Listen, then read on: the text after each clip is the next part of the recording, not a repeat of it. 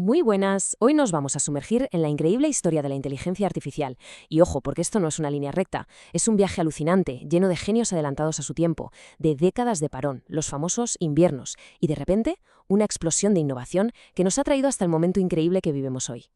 Fijaos en esto.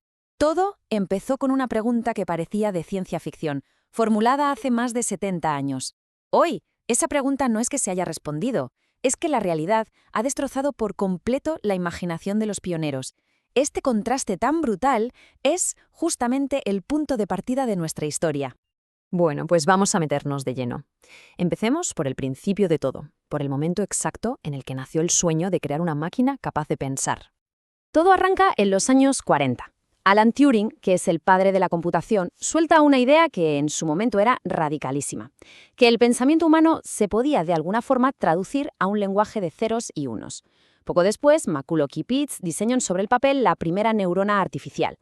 Es un concepto muy simple, sí, pero es el primer ladrillo sobre el que se iba a construir todo.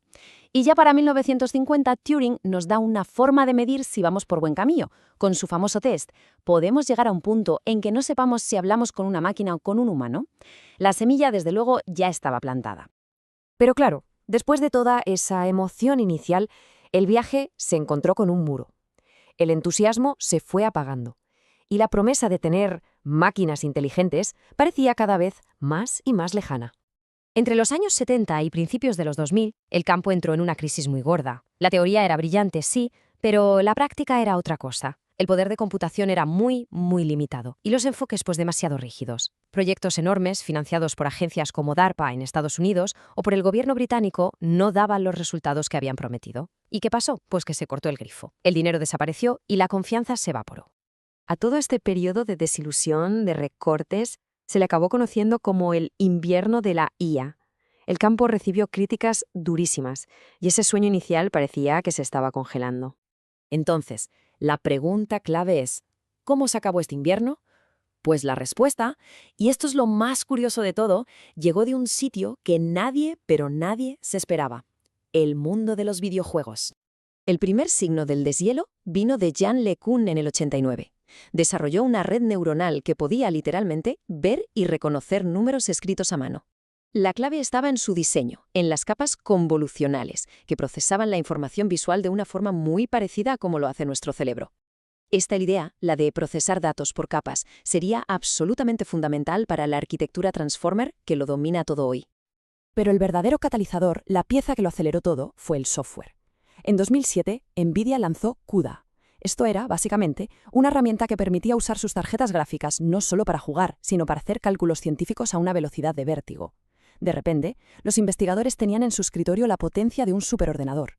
Y con todo ese poder recién liberado, en 2011, investigadores como Ilya Sutskever y Jeffrey Hinton crearon AlexNet. Esta red neuronal no es que reconociera imágenes, es que lo hacía con una precisión que destrozó todos los récords de la época en una competición muy famosa. Demostró, sin dejar lugar a dudas, que este nuevo camino era el futuro. Y esto es lo que ilustra perfectamente el cambio de era. AlexNet se entrenó con una sola tarjeta gráfica de consumo, una que cualquiera podía comprarse para jugar a videojuegos. Se demostró que no hacían falta presupuestos millonarios, sino un enfoque inteligente. El invierno oficialmente había terminado. Venga, que ahora viene lo bueno.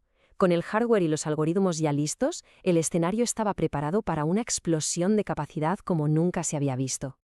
La última pieza del puzzle llegó en 2017 desde Google, con un artículo que tenía un nombre genial: Attention is all you need. Presentaron la arquitectura Transformer. Su genialidad era un mecanismo llamado Attention, que básicamente permitía al modelo saber qué palabras eran las más importantes en una frase, sin importar lo lejos que estuvieran unas de otras. Esto le dio una comprensión del contexto brutal y abrió la puerta a los modelos de lenguaje que usamos hoy. Y entonces empezó la carrera por la escala. En 2018, OpenAI lanza GPT-1. Tenía 117 millones de parámetros, que son como las conexiones en un cerebro artificial. Hoy nos puede parecer una cifra modesta, casi de risa, pero fue el pistoletazo de salida de una escalada que nadie se imaginaba. Apenas un año después, Llega GPT-2 con 1.500 millones de parámetros, un salto de más de 10 veces. Aquí ya se empezó a ver un patrón muy claro. Aumentar la escala no solo mejoraba las respuestas, sino que hacía que el modelo desarrollara habilidades nuevas que nadie le había enseñado de forma explícita. Y en menos de un año el salto fue estratosférico.